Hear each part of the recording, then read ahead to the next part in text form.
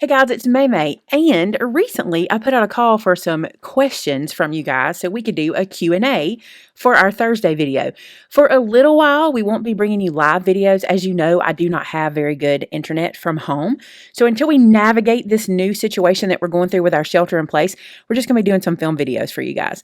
So for today, I thought I would start with some Q and A's that are simple to answer, and then I want to let you know some of your Q&As have actually given me video ideas, which are awesome. So some of them, if you don't see your question here, you may see it come out as a video in the near future. Some of them are really great for that. So what I'm going to do today, you sent me different questions. So for example, I asked you to send questions for me, for Vince, for whoever.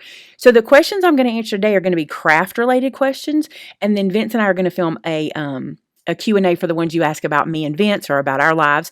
And so if you have more questions, put them in the description. You cannot believe how many video ideas I got out of it. It was awesome. So please, please, please put your questions in the description. They don't have to be about me or Vince or whatever.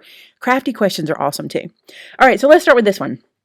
I've just kind of marked a whole bunch of them. How do you keep glue from warping and bowing up cardstock and paper? Even spreading it thin when it dries, I can see the glue marks and warping.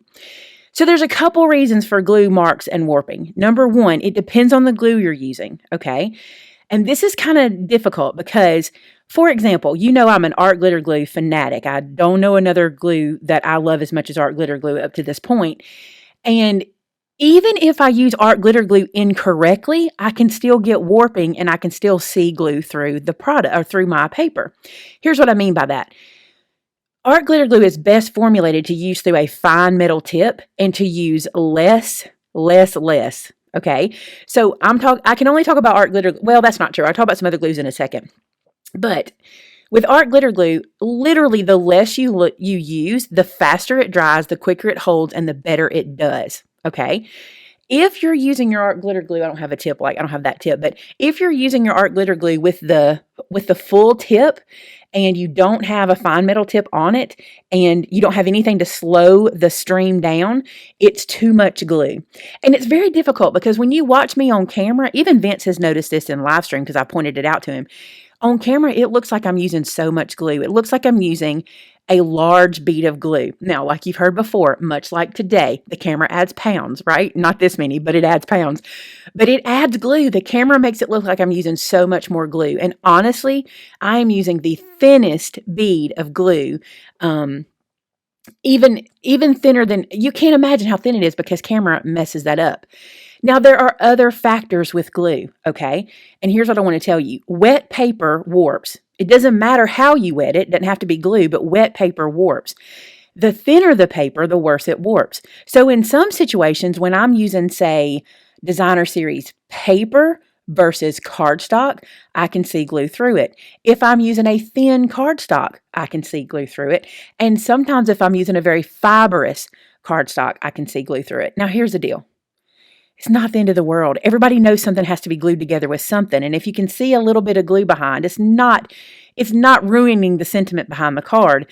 I promise you, if you will lighten your hand with your glue, you might even think, this is a ridiculously small amount and this is never going to work. Just try it.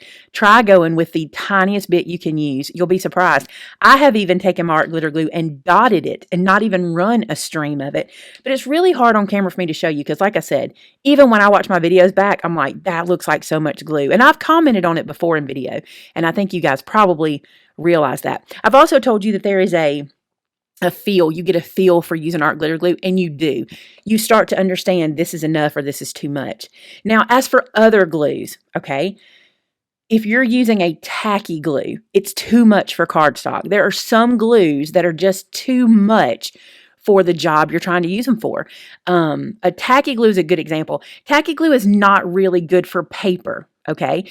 Tacky glue is better for mixed media projects, wood projects, even not in the sense of wood glue, but you know what I'm saying, like three-dimensional projects. It's better for that. And honestly, I don't even own tacky glue right now. I just have my art glitter glue and I use it for everything. If you know Brenda does fabric projects. She does ribbon and lace. She uses art glitter glue. That's what we use to put it down. So tacky glue, in and of its name, is supposed to be a tacky product that will hold things together while it dries. And back in the day, it's what we had to use. There are other glues out there that I don't use anymore that I have used in the past. For example, there are some glues that are what they call two-way. Here's a good example, like Zig two-way glue. I use Zig two-way, but not in my paper projects. I use it to restick my Cricut mats. It's amazing for that. And I have a video on that too. But with two-way glue, what happens is when you put down your two-way glue, it is wet. If you immediately put something on top of it and sandwich it together, then it will dry permanently. But if you allow it to dry in the air, then it's supposed to dry tacky. That's the point of it. It's supposed to be repositionable, which is awesome for my Cricut mats.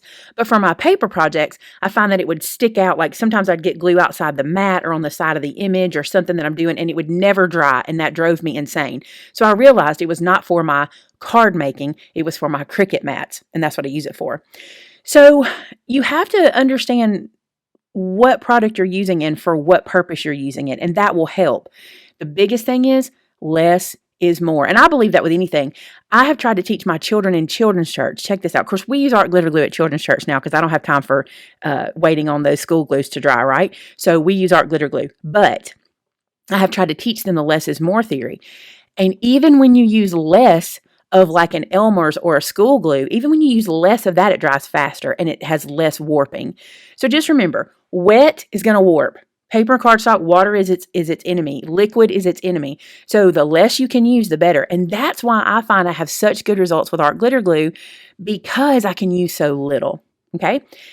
If you're a person who, especially if you're a person who puts it down and then smears it out flat, you have a better chance of warping that way because it's covering more surface area. So there's no perfect fix, but I promise you, as you start to use your product and you start to understand it, it'll get better. That was a long answer, but honestly, it needed that because there's really no way to do that one quick and easy. Some of these are going to have long answers because I've just decided I'm answering them. That's what we're doing.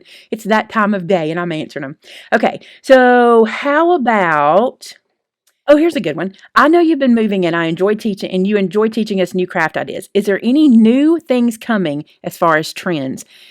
I am the worst with trends. I'm the worst with the trends in fashion. I'm the worst with the trends in home decor. I'm the worst. I'm always behind the trend. Always. I feel that way in my stamp sets a lot of times, that I'm behind this trend. I don't know the magic that people have for finding these trends. I think they just, I don't know, maybe they never sleep at night, or maybe they create their own trends. I don't know. I'm the worst at it. Now, I will tell you, I fall in love with trends and I have a hard time getting out of them. Buffalo check, gingham, dots and stripes. Y'all know what I'm saying. I fall in love with a trend. And I really do have a hard time getting out of them, but I'm not as much of a trend setter, if that makes sense. Now, as far as new things, another question that I got, and I believe it was on Instagram, was during this time when you're home more, are you thinking about doing a different craft project? Or is there an older project that you enjoyed that you want to bring back, something that you used to do? Well, I have always had this deep down love of polymer clay. It's a thing for me. I've always had it. Matter of fact, I have... more times than not, I have played with polymer clay in the background. And what I mean by that is I've made projects using polymer clay and never filmed them, never uploaded them because I'm not extremely talented yet. And I feel like it's something that I shouldn't bring to you because I'm not as good as a lot of the videos that are on YouTube doing it. But I've always loved polymer clay. And the funny thing is, when we moved, because you mentioned that we were moving, when we were moving, we were deciding what to put in our retail store. And one of the things was we wanted to have polymer clay and acrylic paint and all the glues, E6000, tacky glue, all the glues. Because in my area where we live, none of those things are available to us anymore. We have to drive 45 minutes either way to find them. So we started bringing these things in and we brought in polymer clay and a lot of it. And I got a bunch of stuff to go with it and everything. And we didn't put it online because it was just going to be one of those things we did here, we had for our locals, and we were going to try doing some classes with it. Well, since I've had some time at home and time to kill at night, I have taken my kitchen table and I've set up a polymer clay station. And it is so relaxing. And here's why it's relaxing. I can go in, make something, and if I don't like it, I can redo it or change it, or it's just so easy to play with, and it's so forgiving. And I'm enjoying polymer clay a lot. So if you were to see me bring something out and start to do something else, it would probably be polymer clay. Also because of this, you can do jewelry with it. You can make projects for home decor. You can make, hey, you can't make hay. You could make hay, but you could also make, those extender things people are making for facial mask. You could totally do that out of polymer clay. Maybe I can figure that out and see if we can do that, but that could be done. So that is something. I'm not saying it's a trend. I really believe that here's what I see in crafting, which kind of makes me a little sad. It kind of makes me a little sad. I feel like the trends are getting expensive. I feel like that's a trend, expensiveness. I feel like that things are like, I feel like the trend may be having more expensive products to use, which sounds I don't really like the way that sounds, but it's true because I feel like my crafting style is kind of getting pushed down in a lot of things because I'm a person who wants you to use what you've got. Yes, I sell you things. I have a store. That's what I do. But I try not to sell you every single thing out there. We don't bring in I don't bring in 30 lines of paper. I bring in one good line or two good lines or what have you, and I'm real picky about it. But I'm seeing where, and it's an ebb and flow because there's times when it's like, get rid of, don't hoard, don't stash, get rid of. And then there's times of try this more expensive thing, try this thing and what have you. And I feel like it's getting, with technology that's going to happen. Wow, I'm a rambler. With technology that's going to happen because technology is expensive. So the more things become technical, the more expensive crafting is going to be. So here's what I would like to say to you. If that is a trend, if having more expensive tools becomes a trend, know that you can do a lot of that stuff with what you've got and don't be discouraged and don't stop crafting just because you can't afford stuff. That doesn't mean I'm not going to offer products in our store and there's going to be some cool stuff that we bring into the store. That's going to happen. But that doesn't mean you can't accomplish beautiful projects without having all those fancy tools. Trust me, I did it for years. That was a long answer to that question, and I'm sorry. Like I said, it's all going to be long. All right, how do you stop yourself from buying unneeded craft items? I don't know. I'm kidding. Here's what I like to do. So I look at what I currently have and I think to myself, can I accomplish that with what I have? And I'm pretty lucky in the fact that I can think outside the box. I can come up with that kind of stuff. For example, like with Brenda, this is such a good example. So Brenda's not a paper crafter. I'm bringing her into the paper crafting world, right? And the thing about that for her is, she'll say, look at this cool thing. What if you had such and such to do this with? And I'll like, we do have that. And she's like, what? And I'll say, we do have a product to do that with, or we do have something to do that with. Let me show you. And then I'll show her. And she has no idea we already have something like that, So especially for her where mixed media is concerned, because she's more of a mixed media gal. So where that's concerned, for her, it's really cool when I can say, yeah, you can do that with this. You see? So that's one way I do it. Now, I will tell you this. When something is unique and something fits an issue that I'm having or something makes things easier, I'm going to get it. Because here's the thing. I've told you guys this before. I'm a girl that feels like if I have the right tool for the job goes faster and easier and more efficiently because my dad taught me that. And my dad was a hoarder of tools, like seriously. And his thing was, I've got a tool for that. And I'm that person. So you're going to see me with tools and how many people have a specific tool? Let me get it. Have one tool for peeling off, this is the tool, for peeling off foam backer. You know what I'm saying? But it makes that job so easy and I enjoy it. So I'm a tool fan. I am not a person to have every color of cardstock under the sun. It looks like that's not true. It's on this side. It looks like that's not, I can't point to it. Here it is. It's on this side. It looks like that's not true. But I'm going to be honest with you. That is cardstock. That is my cardstock. And I have had it for a very long time. And I dig into it very often. But I don't have every brand and every style and everything out there. I just have good cardstock that I like and I use. And it may sound like I'm brand loyal. I'm really not brand loyal. I'm product loyal. If I find a product that's great, that's the one I want to use. Long answer. All right. I like this question. Do you have a favorite paper designer / artist? I really, really love Stephen Duncan right now. That's part one of this. I'm going to answer the second part too. Do you have a favorite paper designer or artist? I don't have a favorite designer or artist. I love Echo Park and Cartabella papers. They are some of my favorites. They are tried and true, always good. I never have to even think about those papers, and their price line is so good. And that, some people probably think, why do you just like their paper? It's not just theirs. I like other papers too, but for what you get for the price is so good. The other thing, talking about artists, I really enjoy the artists that they use. There have been very few paper packs that didn't speak to me. Now, I don't do Halloween projects. Back in the day, I actually forgot that I did this, but way back in the day, I had some Halloween projects on my channel. Some of those are still there, but I've just decided that's not for me, so I don't do Halloween stuff. So that paper doesn't speak to me, but most of the other paper they put out is like totally in my wheelhouse, and their artists are just really good. Their artists are good with trends. I'll say that.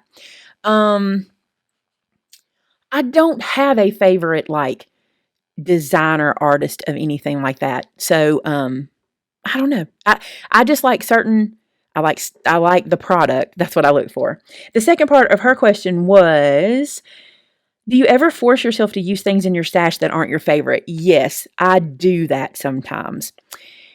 Especially for videos, okay? Which has been interesting. Have any of you noticed how much pastel I've been digging into lately? I have a problem with red, black, and white. I'll admit it. Everything I want to do is red, black, and white. I don't care what it is. That's what I lean to. It's my favorite colors. It's where I go. I always have. But I've been trying to step outside of that for you guys because I know it's frustrating when all I ever do is red, black, and white. Color has in the past been my nemesis because I don't like color.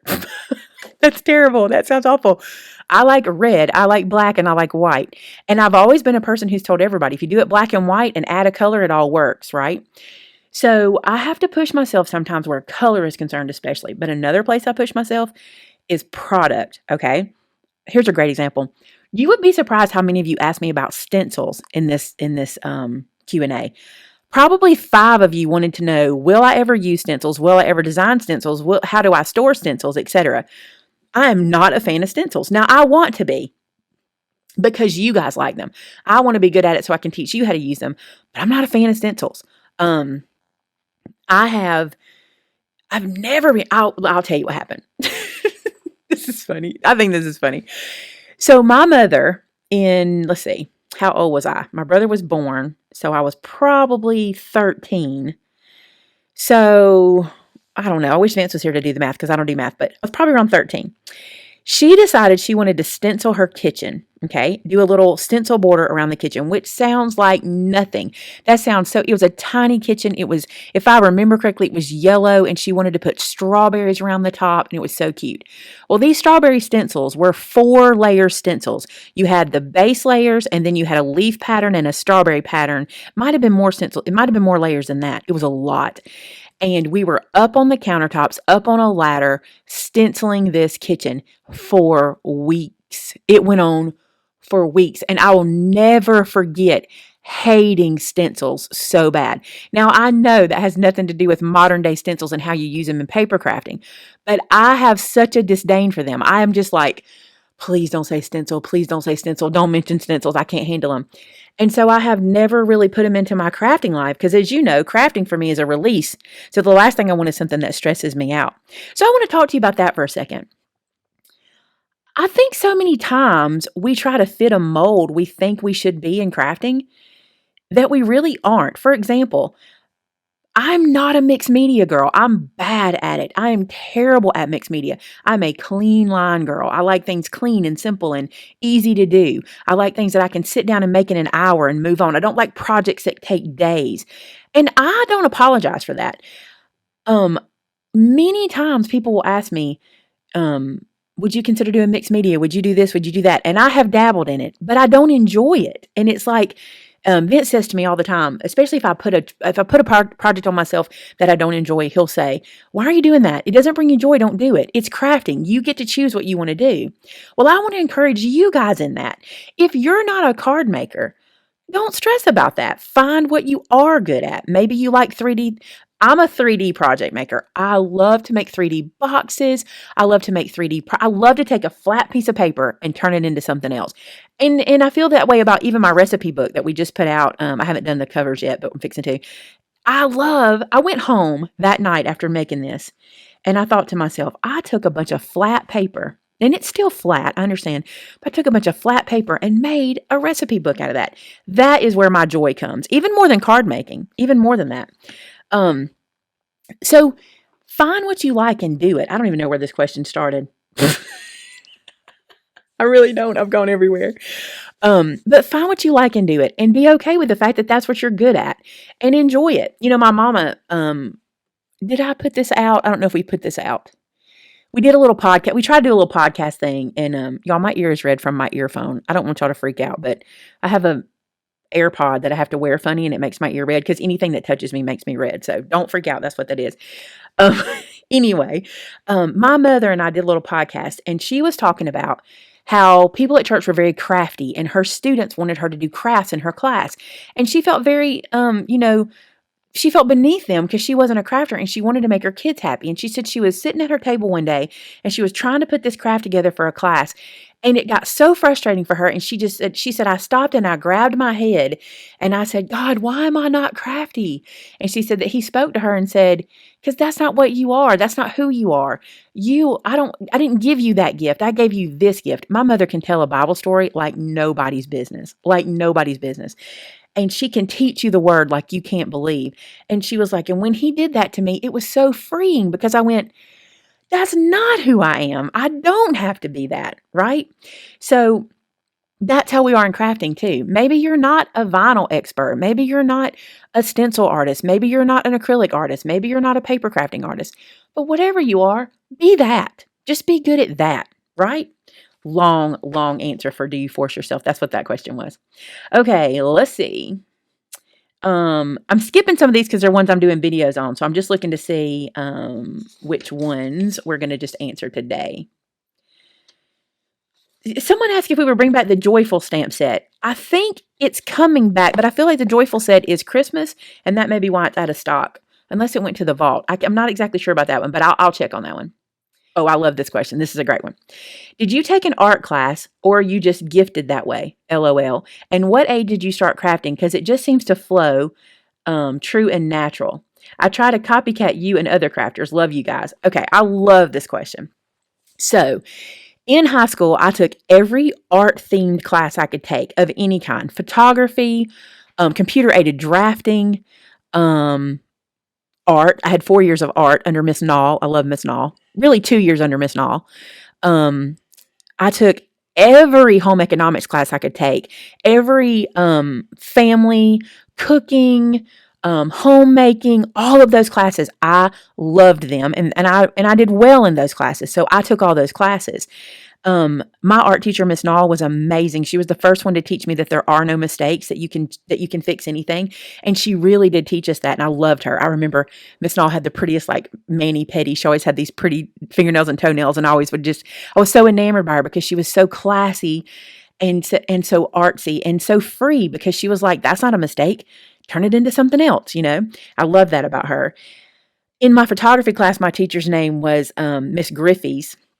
And she taught us in photography, not only perspective in photography, but she also, we got to go into the dark room and all that kind of stuff. And she was also so freeing, and I loved it. I think that's where I learned the whole don't stress situation, because, for example, maybe I took a photo and maybe it overexposed. And when I developed it, I was kind of sad about it, but she would be like, look how beautiful that is. It's just not what you were looking at before. Look at something else in that picture. And maybe I just got really, really lucky with those teachers. Now, that's in school. My grandmother was extremely talented. She could paint anything, and I mean paint anything. She could paint walls, she could paint things, she could paint anything. She was very, very talented. And although I never really sat under her teaching, because I was pretty young when she was doing that for a living, she still had this free spirit, which I don't really know. Like, some people don't like the term free spirit. You know what I mean by that? Like, she was very, there weren't mistakes. Art was subjective even. Like, she looked at things and she loved it, and she was okay with the fact that she loved it and somebody else didn't. And I've become that person too. What was the other part of that question? The natural part. It is kind of natural for me. I don't know why, because my mama, it does not have it. Like, and she'll tell you that. She doesn't look at something and go, oh, I can make that. Or she doesn't design things in her head or anything. Now, mama is a wonderful decorator and organizer. And she's very good at decorating is her niche. She's very good at that. So I did learn a lot of that from mama. But the crafty side and the engineering side, I really think I got it more from my dad, because I look back on this now, especially the paper engineering part. He was always building and making and fixing and doing. And like, we didn't call mechanics and we didn't call plumbers, and we didn't, none of that happened. And I was my dad's boy for 9 years. My brother wasn't born till I was 9. So when he was working on the car, I was beside him. When he was working on the lawnmower, I was there. When he was building something, I was there, and I learned a lot from that. So I would say I get a lot of my engineering part from my dad. Not that I'm an engineer, but paper engineering. And I can see things from start to finish where my mom tells me that's unusual. I don't know, because to me it's normal, but my mom tells me that's unusual because a lot of people can see the finished product but don't see how to get there. And I have a really good knack for seeing how to get there. Thomas has it too, which is incredible. Thomas is very, very, very, I don't know, engineering. I don't know. He's very good at engineering. He can figure stuff out, right? So that's probably, I just had a lot of influences like that. And also, I've never been afraid to try it. Some people are afraid to try things. I've never been afraid to try things. I guess that's another part of it. Wow, these long answers. Okay. Do you have an opinion on the Cricut Joy? And then hope your dad is feeling better, Vinny. Thank you so much. I do have an opinion on the Cricut Joy. I can promise you this. It is a quality machine. The reason I can promise you that is because it's a Cricut product, and I love Cricut products. I've never had major issues with Cricut products. I had products I didn't enjoy, like the Expression. I never was a big fan of the Expression, but the newer products that are really good with their software and things like that, I enjoy them. So here's the thing about the Cricut Joy, if you're not familiar. It's a little small machine. It's about, I don't know, it's about that big. And it's perfect for your desktop. It's perfect for travel, etc. And my opinion on it is only fair for myself, okay? And here's what I mean by that. I would not personally purchase it for me because it does not fit my crafting. Okay. It doesn't mean that it's not a good machine. And if Cricut sent me one, I would totally play with it and teach y'all how to do it. But it's not something I'm going to purchase for myself. Okay. But the reason for that is I already have an Explorer A or 2, a Maker. I think I have 2 Explorers. I have all these machines that do incredible things, and I can place them in different places. For example, I can put one at my house and leave it there. I can put one at my office and leave it here. So I don't really need the portability of that machine. However, for some people, I have noticed it has really expanded their territory of crafting. Here's what I mean by that. Let's say you have an organizing business. You're an organizer and you go in and maybe you're going to do somebody's pantry. You can take your Cricut Joy machine with you and do your labels as you're standing there. You know what I'm saying? You can use it for card making. You can leave it on your little desk for card making. It's really good for people with limited space. This is another good thing. Think about this. I have lots of crafty followers that live in campers or live in tiny homes. And when 6 inches is a commodity, when it's like, this is real estate I have to really pay attention to, then that little guy helps, right? It also has some newer technology I really like. The whole vinyl roll feed situation is really cool.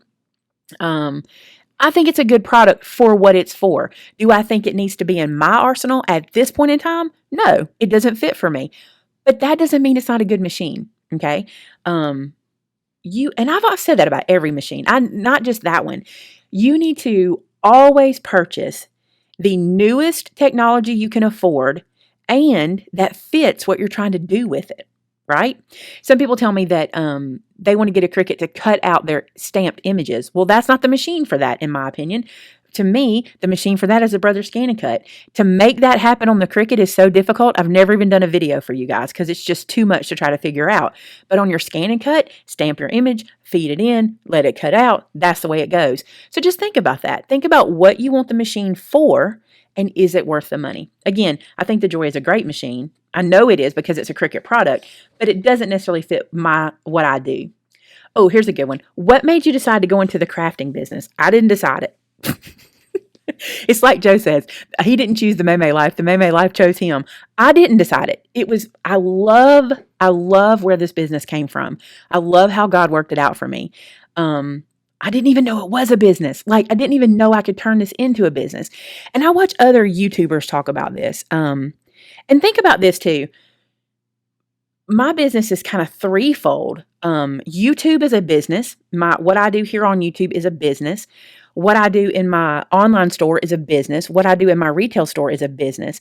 And I didn't know any of that could happen for me. I just wanted to teach, which is still my number one goal. I just want to teach.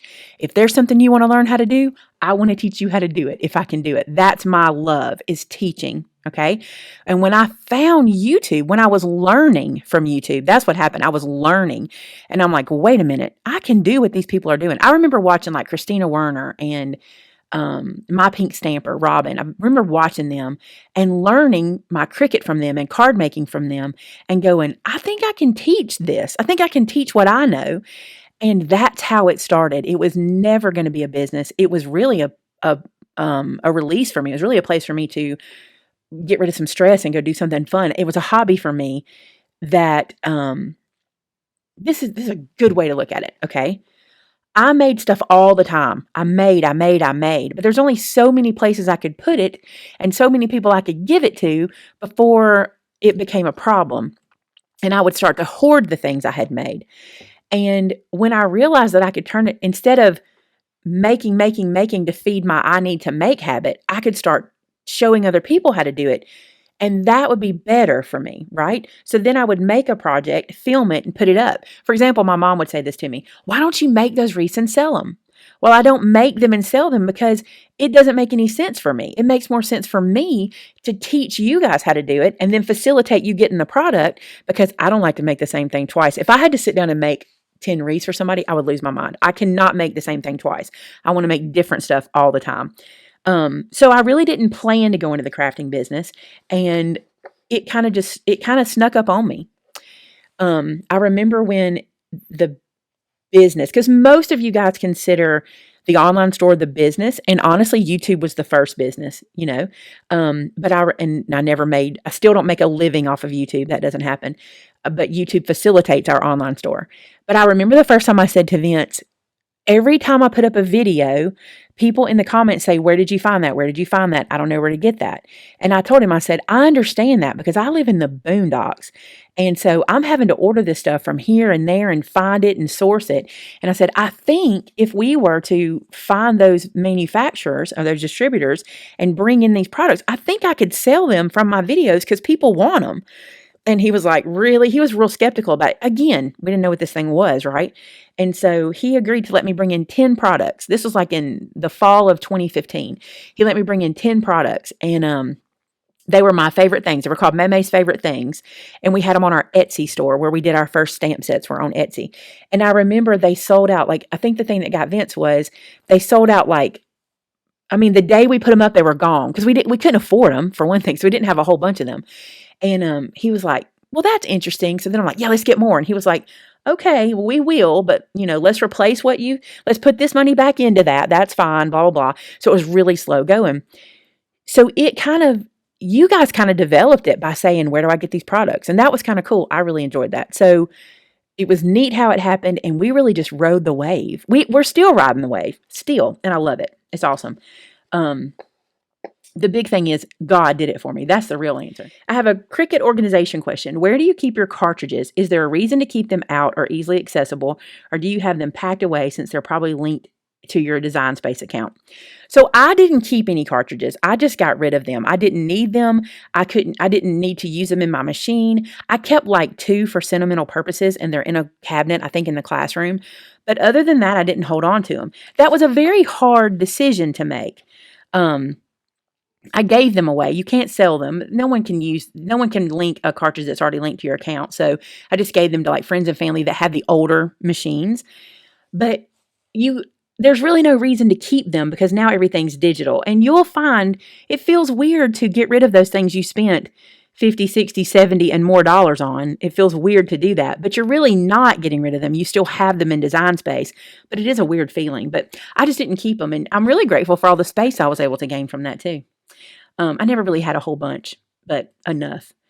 So someone asked, did my Instagram get hacked? Not that I'm aware of. And we checked it after I saw this, and I thought, I hope we didn't. And I haven't seen where I have, but if y'all have seen something, let me know. All right, is that all of these questions? All right, let me look at some Instagram questions real quick. And don't worry, I still have lots of video ideas coming at you guys. Oh, here's that question. What type of project would you revisit again? It was the polymer clay. What's the difference between Stickles and Nuvo drops?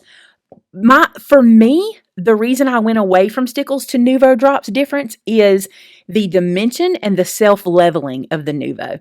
I love how it will self-level and it keeps its dimension. I don't know if Stickles has made a change, but in the past it didn't really do well with dimension. It was great for like filling in, but I didn't get this puff or this bubble of it. And I can get that with Nuvo, and I love that. So that's the biggest difference. Someone asked me what made me start crafting. I think I kind of answered that. Background stamps. The question is, what about background stamps? I love background stamps. I haven't got a lot in my collection, but the reason is to make a okay. I love to be just gut level with you guys. So stamp sets are 4 by 6 inches. Let me show you. So this is a 4 by 6 stamp set. Okay.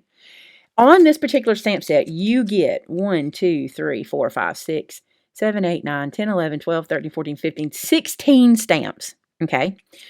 If it were a background stamp, it would probably be a 6 by 6 stamp, and it would be one stamp. And I have this thing of, I want to give you the most I can for your dollar. And I struggle making a product that is one stamp. And here's the big reason, because it'd be the same price. It costs me the same, no matter if this has one stamp on it or 30 stamps on it. It costs me the same. So I couldn't discount it because you're getting one stamp. It would be, for me, it's difficult to justify that. What I do instead, which may be counterproductive, you can tell me, I always try to give you all these little ones in spaces to try to give you a lot of different stamps so you can create your own background papers. And I try to show you other ways of making background papers outside of a stamp set. Again, I just feel as though, and I think a lot of people, you'll notice a lot of people probably feel this way, I cannot offer it to you any less expensive to give you that one stamp.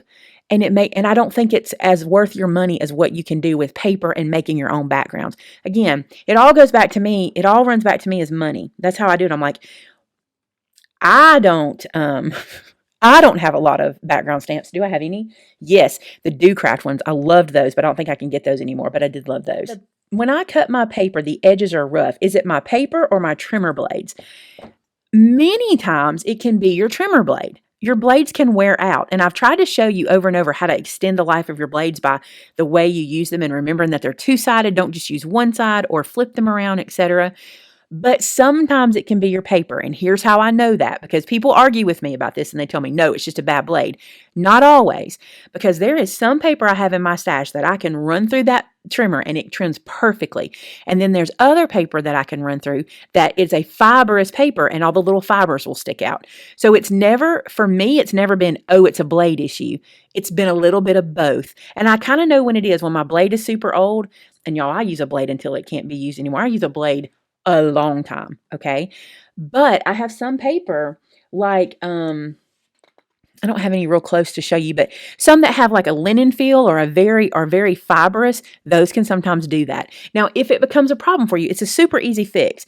Take your scissors, especially your long ones like these long scissors, take these and run them up the side of the page like this, and you can trim that off so the paper's not wasted. It's a pain and it takes a little longer, but it's not wasted. Will you ever carry graphic 45 paper? Yes, we have in the past. I have no issue with graphic 45, except again for price point for me. Okay, so again, this is not everybody's issue. I'm a price point kind of girl, and graphic 45 for me is a luxury. I see it as a luxury paper, and there are times I like that luxury. There are times I will splash out on something, especially when it's a design that I'm like, ugh, everybody will love that design. The issue in the online store was something like graphic 45, not just them, but their designs are very specific designs. Beautiful, gorgeous, incredible paper, but very specific. So sometimes if we take a chance and put those in the store, they might not speak to the masses, and I could have them left on the shelf for a long time, and it could end up costing us money. This is just a business standpoint that I'm talking to you about here. But like, there are people, and you may be one of them, that every pack graphic 45 puts out, they love it. But we find from our own research in-house, not from you guys say anything to us, just us doing this ourselves, we find that many times very specific papers will sit on the shelf longer than they need to and take up space that I don't have. Again, it's that space issue, right? But I love Graphic 45 paper. Some of my favorite papers throughout crafting have been Graphic 45, and I've done some incredible. I did a whole mini album series with a Graphic 45 paper pack that was way out of my comfort zone, but it was beautiful. And recently we had the Princess pack. We did carry that one, the little pink one. It was real pretty. So you never know when it might be here or when it might come back. Here's a question. Why don't you do shortcut watercolor techniques? I'm no watercolorist. That's why. I wish I could. I wish I was Brenda. Brenda can watercolor and she's really good at it. And I find that I just don't have the feel for it. I'm just not that artist. I wish I was though. So here's a great question from John, my friend Terrence and John. He says, do you think you could make a face mask tutorial? I've been asked this by about 5 people. They've asked me to do it. And the biggest reason I cannot make you a face mask tutorial is because I have no sewing equipment at all whatsoever. I got rid of my sewing machine and my embroidery machine about 4 or 5 years ago. I don't even have any fabric left. I have nothing to do that with. So that's a huge reason. The other reason is I'm still not sure where to put my efforts. I'm not sure where I am needed. I'm trying to find it, and I'm going to do it, and I'm going to encourage you guys the same. But right now, I'm not sure because we get such conflicting reports about, are they really doing any good? Are they not doing any good? Although I don't think that matters. Make them. What can it hurt? Make them. It's not hurting a thing, right? We've got talent. We've got equipment. Make them. But I don't know that I'm the one to teach that tutorial. I think there are other people out there that are better at that than me. And I think there's sometimes you need to just keep your mouth shut, right? When you have just enough experience to be trouble, that's kind of where I am with that. And so that's kind of how I feel about it. I have masks. I'm not going to say I don't have them. They were made for me by Lisa's mother, Miss Airy. She made them for my family and several other members of our community. So we have them. But I don't think I'm the one for that. I'm okay with saying I don't think I'm the one for that. Something's going to happen that I'm going to go, that's where I can help. And I'm going to get it. And I'm going to understand it. That's what's going to happen. It's going to happen. I just got to wait for it to show up. What is the best paper weight to use with embossing folders? Now, this is kind of interesting. Because I think depending on your machine, you may have to do a little playing around to see. Here's why.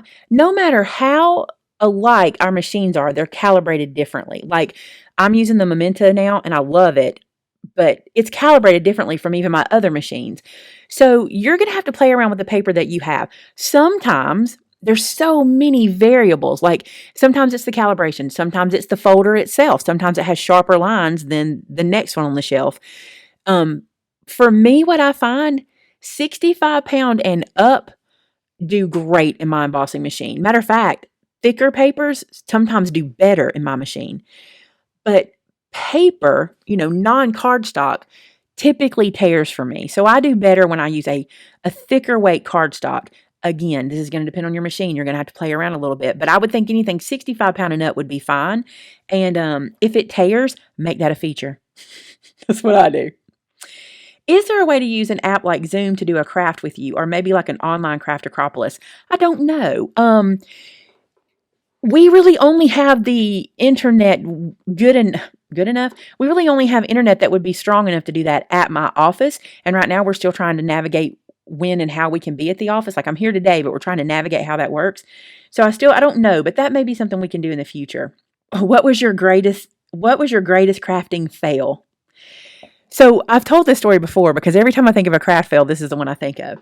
A company contacted me, and this was years ago, years ago. I was still in my home crafting room, and they contacted me to do a design team project for them, and I was so excited. And anytime you're on a design team or you're going to do something for a company, you really want it to be like stellar and different and out there. And I've already talked to you, I'm not good about trends, right? So they sent me some product to work with, and one of the things they sent me was this round piece of chipboard and this round filigree, I didn't say it right, filigree piece that goes around it, all out of chipboard. Well, in my mind, you know how I am about purses, right? I love paper purses, etc. And this is before my paper purse videos. I thought this would be the cutest little purse. If I cut it and folded it, put a little handle on it, it would be a little round purse. It would be so cute. Turn it into a mini album. I was so excited about it. So I filmed like this 3-part series, which may still be on my channel. I'll have to look and see. I filmed this series, and when I finished, it just looked like a taco. Like it just looked like this glorified red and black taco. And I was like, what was I thinking? And at this point, I had used the product they sent me, and this was the project they had to get. And in my opinion, it was an epic fail. They never asked me to do another one, so I feel like they probably thought it too. But that was an epic fail for me. Now, there have been other fails. There have been lots of craft fails, things I have tried that have not worked. There are things I've tried that haven't gone to video. I've been sitting here before filming a video and go, nope, this won't work. And I've thrown it behind me.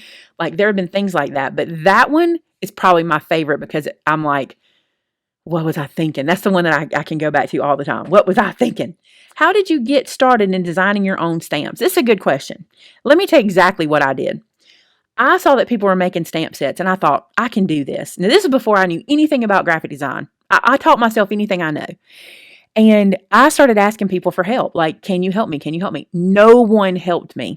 No one, not a single person answered an email. I mean, I emailed big companies. I emailed little companies. How do you get into this? Blah, blah, blah. No one answered me. And I was really upset about that until I realized something.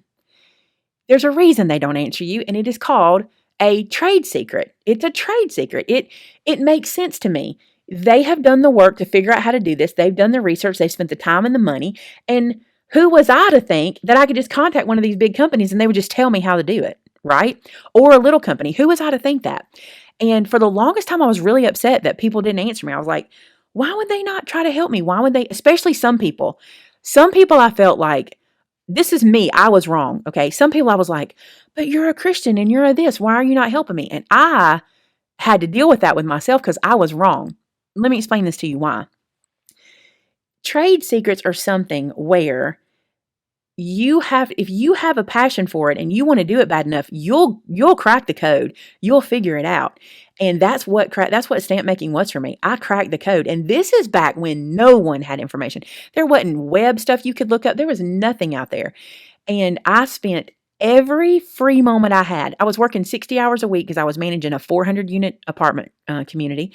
I would come home at night. I would film videos. I would look and dig and search and look and dig and search till I finally found something. I found a company and I called them, and every dime I spent was my money, and every graphic I did was mine. Everything I did was mine, and no one helped me.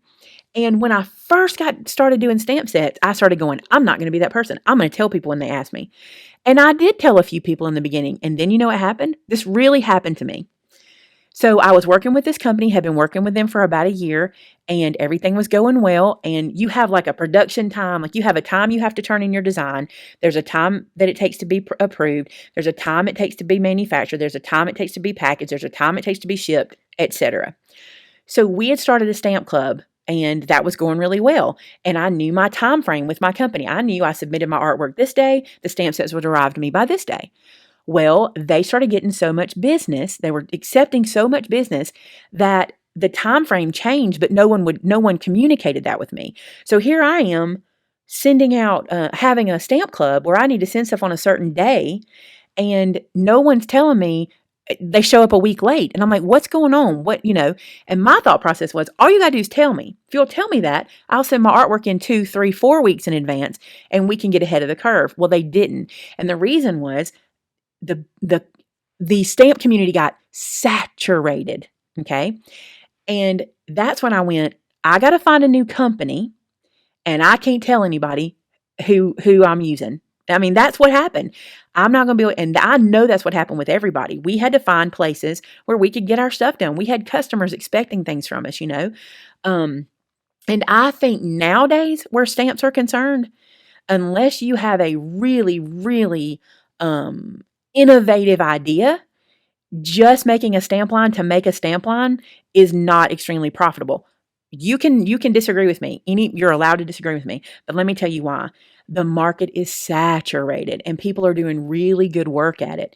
And I believe you have to have an audience. If you're a person that's thinking, I would like to do this, listen, I liked it too. And when we made our first stamp set, I might have had maybe 6,000 subscribers, maybe 8,000 subscribers.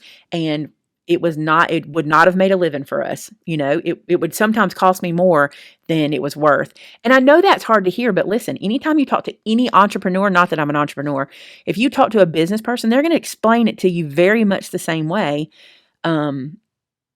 it's expensive to go into business. And it's so funny because I used to tell my husband, you got to spend money to make money. And he's like, if you have money, if you have money, that's what you do. And I don't know. I think it's very hard to get in the business nowadays. Maybe not. People are doing it. I see people do new stamp lines all the time. But then again, and you've probably seen it too, I've seen some stamp companies go out of business recently as they just couldn't keep up with I don't know, they couldn't keep up with it, or they decided it was not for them. So I love my stamp line. And another thing, I want you to think about this. I release like 2 a month. Those are club sets. And then we do Christmas in July, and we do Christmas, you know what I'm saying? And Easter. But even at Easter, I've been releasing it as a club set because I feel like you can get too many in your stash. I feel like we can put too many out there. And so we don't just release, I'm not having a monthly 5 stamp set release and you think about that. We don't do that. So you have to be smart about it too. Brenda Berry wants to know your most used supplies, please. I feel like the video I did the other day really showed that. I think that was a really good example of my most used supplies. So I'll just link that in the description below. That was a good question, Brenda. That's the same question I answered earlier. So here's the question I'm going to end on, and then I'm going to make videos out of the other questions. And I think it's a good question. It says, Maymay, is the current situation reawakening your anxiety or depression? Yes and no. Okay. Reawakening it is, but I know how to deal with it now, right? So, and reawakening may not be the right word, but does it still exist? Anxiety still exists. No matter how healed I am, I still have the fight or flight. It still happens, right? Every person who doesn't deal with anxiety still gets fight or flight. You know what that is if you have anxiety or depression.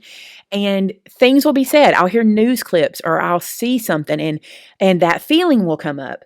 The difference is how I handle it now versus how I would have before. Before, listen, if this whole pandemic would have happened in 2014, this girl would be in her room locked in. Y'all wouldn't even see me.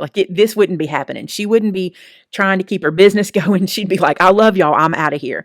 And she wouldn't be trying to keep her family happy, blah, blah, blah. And of course, I have a lot of support system too. But I'm telling you, that whole fight or flight thing still exists, healed from anxiety or not. And it's how you deal with it. I have things that I do. Number one is I can call my mother. What a blessing to have my mother. Because when I get overwhelmed, I call mom and I go, okay, I need it. And she'll just start talking to me. And an hour and a half later or so, I feel better. But I'll tell you something that we have started doing as a family, and even some of my employees who aren't here anymore, but I know they're doing this. We stopped watching all of the, it's not all of the news. We still watch some of the news, but I'll tell you, we've been very careful what we ingest. And here's what I mean by that. I personally, last night, was watching a news conference. I watched the entire news conference. I was educated. I knew what was going on. I was aware, and I was not panicked. This news conference, I got every information I needed to get. I physically watched it. This morning, in my Facebook feed, there was article after article after article with clickbait titles, okay? So-and-so said this, and this is the numbers, and this is what's going to happen, blah, blah, blah. So I clicked on the article, and I read it. And interestingly enough, they were quoting exactly what was said, but they were taking it out of context, 100% out of context. So this morning, Vince and I had this discussion. I said, babe, I have this perfect example from last night, because I don't always watch the news. I don't watch those conferences and stuff. Vince watches them, tells me what I need to know. So I watched it last night when we finished. I said, I watched that conference and I know what was said and in what context it was said. And then this morning in my Facebook feed, someone shared this news article and it's completely taken everything that was said last night out of context. He said, babe, that's fake news. That's what we're saying. He said, that's exactly what I'm telling you. And I said, it's clickbait, babe. And he's like, right, because I understand clickbait because I understand YouTube. If you don't understand clickbait, that's when you see like a thumbnail and it says some kind of title to get you to click, like something, usually drama. Drama gets you to click. And I realized I need to get my information the same way I get my scripture, from the source. Okay? The same way I get my scripture. I go straight to the word. There's a Bible sitting there. I go straight to the word. Okay, and that's where I get my scripture from. And I need to get my information straight from the source. I don't need to read these articles.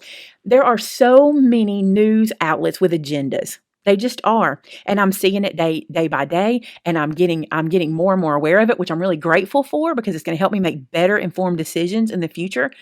And I am floored by that. So one way I'm going to combat my anxiety is to make sure I pick and choose who I let tell me how to feel. This is number one in this situation we're in. Who am I going to let tell me how to feel? Doctors who know what they're talking about, or someone who wrote an article and posted it with clickbait, so I will click it, so I will get them advertisement payments, because that's what that is. And I've tried to say that to you guys. I worry a lot about my senior community that watch my channel, because I know, my in-laws are in their 80s and they have Facebook, and many times they'll read these articles and it'll scare them. And I have to go, listen to me. Listen, that is an article that was written so you would open it so they could get advertiser money. And that's how it works. It's the truth and it's sad. But think back in the day. I've even been watching old shows on YouTube. Think back in the day when you didn't have people writing 27 articles a day and putting it out on social media. The only news you got was, my mama said this, we had Walter Cronkite in our local news. And she's like, and that's what we got. And that's what we knew. And I wasn't all day long being fed article after article after article that more than likely is taken out of context. So I don't want to turn that into a debate or what have you. I'm finding this out for myself. I'm seeing it myself. And so I'm being very careful who I let tell me what I need to know. And that helps with your anxiety so much. So much. Not that I don't really care. This doesn't matter to me how you feel one way or the other, but I thought this was interesting. President Trump made a statement that had the sentence "light at the end of the tunnel" in it. And there were 7 news articles bashing him for saying that. This is true. In my feed, there were 7 news articles bashing him for that. And then there was one where the Surgeon General made the same statement about a light at the end of the tunnel, and he was praised for that. And so it's all in who's writing an article. It's the truth. That's my opinion, and that's how I keep my anxiety down. I decide where I'm getting my information from and when I'm getting my information. I'm not good at getting it at night. Keeps me awake. So if I want it, I need it in the morning. Daylight is better for me. How I get it, I'm not good at reading about it because I feel like I need to hear somebody's tone, So it's better for me to watch it, to watch the president, to watch Dr. Birx, to watch Dr. Fauci. That helps me. So y'all didn't care about any of that stuff. That's just me. That's just Maymay. So to have any more questions, I think that was it, except for the ones I want to make a video about, or the ones that are really Vince and Amy questions. So if you sent a question that was really for Vince and Maymay, I should say, I never call myself Amy anymore. If you sent a question that was for Vince and Maymay, we'll be answering those together in another video. So there you go. This was a long one. I don't even know how long, because the way I'm filming it, I can't see how long I've been talking, but I bet it was a long time. So Josh will have fun editing this one. So there you go, guys. That is my Q&A for Thursday instead of our regular crafty video. And I hope you enjoyed it. I enjoyed the questions. They were great. And I know I can be long-winded. Meet me in person. I'm no different. I'm no different. So I love you guys very much. And I hope that you're staying safe and doing well. And you're always in my prayers. Thanks so much for watching today, guys. Talk to you soon. Bye-bye.